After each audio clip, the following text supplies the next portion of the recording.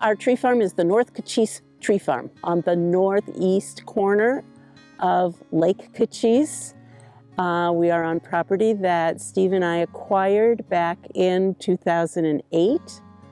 We have been familiar with this region since 1992 when we bought the old Lake Kachess Resort on the west side of the lake.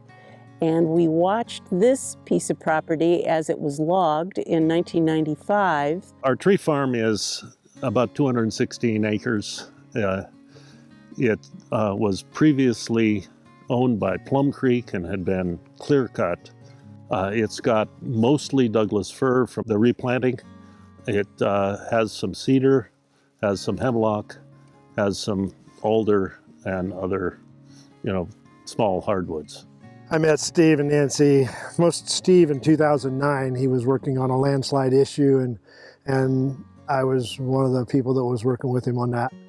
And then we started working together on the tree farm. 3 years ago, we thinned the area that we're sitting in right now, which was about 35 acres. Last year, we thinned about 30 acres further up the hill. And then we have another 25-acre unit to do in the spring. And so our goal has been to thin it out so that we can create more habitat here. So we have done commercial thinning and created some habitat piles. My goal has been very eagerly to remove a lot of the excess smaller trees so that we can make it a healthier forest. Well, we've seen signs of elk and deer, obviously small rabbits and squirrels. At times, driving in, we have seen a bear or two and some sign of bear. We have 4 streams. One is a potentially fish-bearing perennial stream. 3 of them are year-round and perennial, but they are quite thin. And the lake is dammed and can be drawn down 60 linear feet. And so that reduces the habitat access for fish.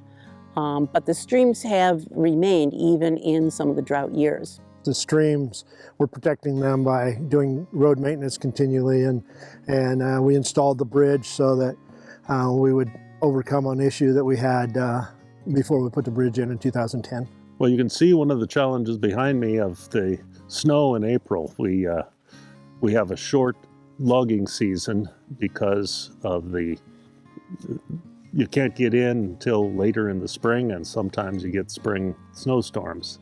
We also have fire danger during the summer, and so we have to shut down then. So that's a main one. And finally, it's not a big place.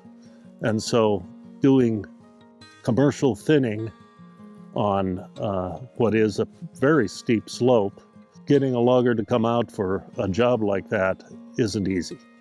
I think Steve and Nancy are good tree farmers because of their attitude and their conscientiousness to manage their timberlands. They're so excited and enthused about doing the right thing with the forest lands that they have. And I think the biggest thing is their attitude. They want to do a great job. Something we've really appreciated and been helpful to us is the WSU extension course on forestry that we took during COVID from Kevin Sobrist, and then Andy Perleberg came out and reviewed the property with us, helped us prepare our forest management plan. And I've learned a lot from them, and it's something I really appreciate about having a tree farm is how much I can learn. We appreciate the value of being able to enhance the natural habitat and look forward to having a more diverse and more healthy forest in the future. Our plans for the tree farm when we're no longer able to care for it involve talking to our kids who unfortunately live on the East Coast, and so they're far away, though they really like the land. We've also started thinking about trying to find an organization that may have the same goals we do for the land, that we might pass it on to.